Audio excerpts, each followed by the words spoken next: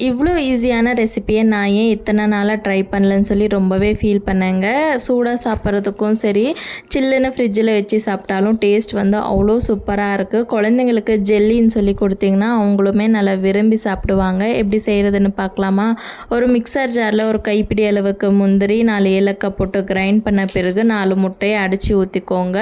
இப்போது இதில் ஸ்வீட்னஸுக்கு தகுந்த மாதிரி சுகர் ஆட் பண்ணிவிட்டு ஒரு வாட்டி கிரைண்ட் பண்ணி எடுத்துக்கோங்க. இப்போ நான் இதில் வந்து நல்லா காய்ச்சி ஆற வச்ச 1 டம்ளர் பாலும் சேர்த்துட்டு, இப்போ எந்த பவுலில் வேக வைக்க போகிறீங்களோ அதில் வந்து ஃபுல்லாக கீ தடவி ரெடியாக வச்சுக்கோங்க. இந்த ஸ்டெப் மட்டும் மிஸ் பண்ணிடாதீங்க. ஒரு வாட்டி ஃபில்டர் பண்ணிவிட்டு தான் நீங்கள் சேர்த்துக்கணும்.